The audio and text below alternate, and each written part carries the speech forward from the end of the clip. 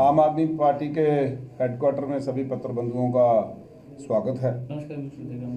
और आज आपको जो जहमत दी है उसका मुख्य कारण ये है कि जो बार बार ये भारतीय जनता पार्टी की प्रॉक्सी सरकार जो जम्मू कश्मीर के अंदर चल रही है, लेफ्टिनेंट गवर्नर महोदय की सरकार जो मनोज सिन्हा साहब की है, ये बार बार जुमलेबाजी पे बड़ा जोर देते हैं। और जब भी कभी इनसे बात करें, जब भी कभी आप ये देखें कि किसी भी मुद्दे पे हो तो जुमलेबाजी है और सच के साथ कोई वास्ता नहीं है। पिछले दिनों आपने देखा होगा एलजी सरकार ने 2021 में कहना शुरू कर दिया कि बहुत बड़ी तादाद में इंडस्ट्रियल इन्वेस्टमेंट जो है आ रही है। तकरीबन लगभग उस वक्त कहा 30,000 करोड़ के करीब इंडस्ट्रियल इन्वेस्टमेंट जो है जम्मू कश्मीर के अंदर आ रही है, और जिसके तहत तकरीबन 7,000 लोगों को रोज़गार मिलेगा। और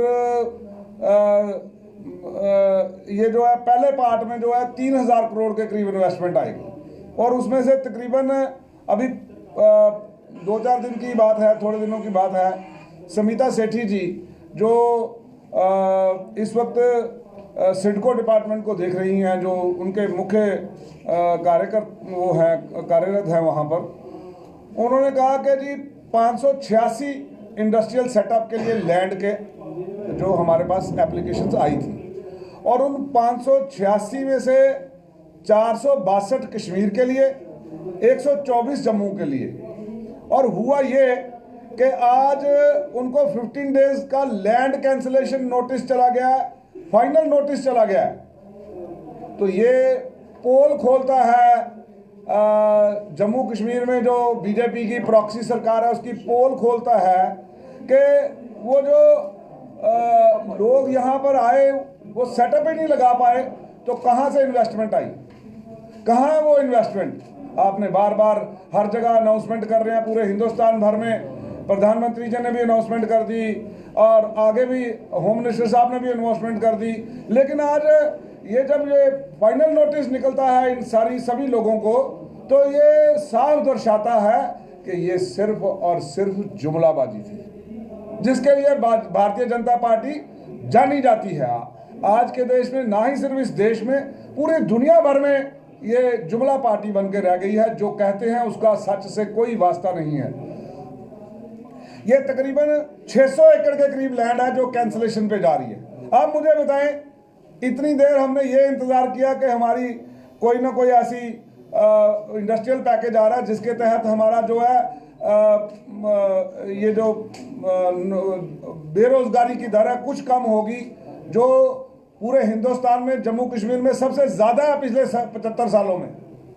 हम कौन सा 75वां महोत्सव मना रहे हैं जिसमें जम्मू कश्मीर की जो है अनएम्प्लॉयमेंट की दर जो है हिंदुस्तान में सबसे ज़्यादा आ गई। हमें बड़ा फख्र है कि हम इस देश के वासी हैं, हमें बड़ा फख्र है कि हम हिंदुस्तान में पैदा हुए। लेकिन मैं समझता हूँ 2014 से पहले और 2014 के बाद का हिंदुस्तान में ज़मीन और आसमान का फ़र्क है।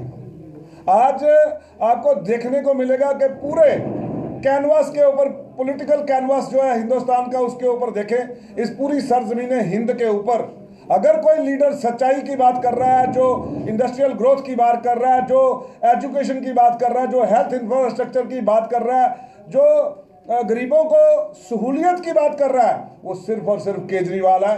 भारतीय जनता पार्टी जो है किसी भी सूरत में मैच नहीं कर पा रही। आज देखो हालत ये बन गई है कि आज वो इतने बुखला गए हैं गुजरात के अंदर कि आज वो हमारे कैंडिडेटों का अपहरण करने पे आ गए हैं, और जिसके लिए मनीष सिसोदिया जी ने इलेक्शन कमीशन के सामने धरना दिया। तो मैं समझता हूँ ये सब खोखली बातें जो आज सामने आज नजर आ रही हैं। जम्मू कश्मीर में इस वक्त जो है इस फैसले के बाद, जैसे ही ये 15 दिन का नोटिस जो फाइनल है, और उसके बाद मुझे लगता नहीं है, क्योंकि सारे नोटिस सर्व हो चुके हैं, हमारी जो बातें हो रही हैं वो कह रहे हैं जहां सिलेक्टिव किलिंग्स हो रही हैं, जहां हालात डिस्टर्ब्ड हैं, यहाँ पे हर शोबा जो है स्ट्राइक पे बैठा हुआ है, तो वहाँ पे हम अपनी इन्वेस्टमेंट लगाकर सेफ नहीं समझते अपने आप को। ये जो सिलेक्टिव किलिंग्स का माहौल है, इसके कारण बाहर से इन्वेस्टर नहीं आ रहा है। वो कह रहे हैं हमारे एम्प्लॉइज जाने में डर रहे हैं। वो ये ऐसा एक कंड्यूसिव एटमॉस्फेयर बनाना पड़ेगा अगर आपने बाहर से इन्वेस्टर्स को लाना है तो मैं समझता हूँ ये बहुत बड़ी जिम्मेदारी है। और इसमें होम मिनिस्टर साहब स्पेशली जम्मू कश्मीर के अंदर सिर्फ दौरा ना करें, बैठें, 2 दिन बैठें और पूरी तरह से समीक्षा करें सिक्योरिटी की। और ख़ास तौर पे जिन बच्चों को हम जोर लगा के वहाँ पे भेज रहे हैं, जो हमारे पीएम पैकेज के हैं, पीएम पैकेज के तहत रिलीफ दी गई थी, उनको थोड़ा सा सहूलियत दी गई थी, ना कि उनको ये कहा गया था कि आपको मौत के मुंह में भेज दिया जाएगा। वो जाने को तैयार है, अगर माहौल ठीक हो वो जाने को तैयार है। रिजर्व कैटेगरी के बच्चे हैं, वो आज कितने 171 दिन हो गया उनको प्रोटेस्ट करते हुए।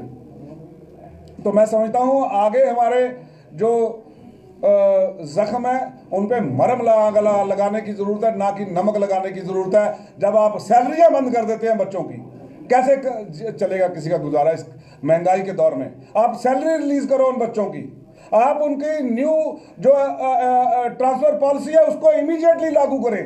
क्या फ़ायदा है?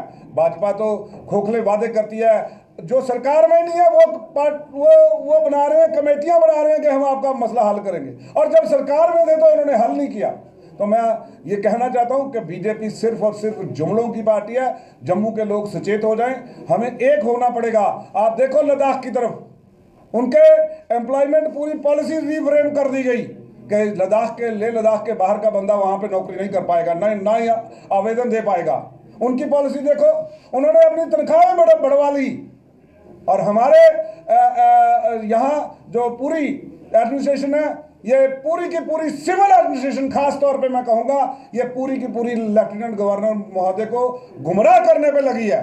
उनको सच्चाई से बड़ा दूर रखा जा रहा है। और ये मैं इसलिए कह रहा हूँ कि हमने देखा है कि कई चीज़ें में गवर्नर साहब के और नीचे जो एडमिनिस्ट्रेशन है उसमें ज़मीन आसमान का फ़र्क है, और वो कहीं मैच नहीं कर पा रही हैं। तो ये कन्फ्यूजन का जो माहौल है, मैं प्रधानमंत्री से और होम मिनिस्टर साहब से अपील करूंगा कि जनाब आप कुछ भी करें, लेकिन जम्मू कश्मीर के इलेक्शन जल्दी करा दें ताकि यहाँ के चुने हुए नुमाइंदे लोगों का हल कर सके। वरना ये प्रॉक्सी सरकार ज़्यादातर और जो है नहीं चल पाएगी और लोग इसको बर्दाश्त नहीं करेंगे। लोग सड़कों पे उतर जाएंगे। हमारी स्टेटहुड वापस दे दें, हमारा इलेक्शन करा दें, हम आपका बहुत शुक्रिया करते हैं। और इससे ज़्यादा हमें और ज़्यादा तंग करने की कोशिश ना की जाए, वरना लोग सड़कों पर आ जाएंगे। नौजवान ऑलरेडी सड़कों पर हैं, एम्प्लॉइज सड़कों पर हैं, डेली वेजर सड़कों पर हैं। कौन सा शोभा है जो सड़कों पर नहीं है? लेकिन इस सरकार के कानों में जूं नहीं रेंग रही है। आप सबका मैंने कीमती वक्त लिया, लेकिन ये खोखला वादा जो आपके सामने किया था मैं पूरा लिख के रखा हूं कि वो आज आपके सामने आ गया कि इंडस्ट्रियल पैकेज के नाम पे जो भी इन्होंने कहा वो एकदम जुमला था।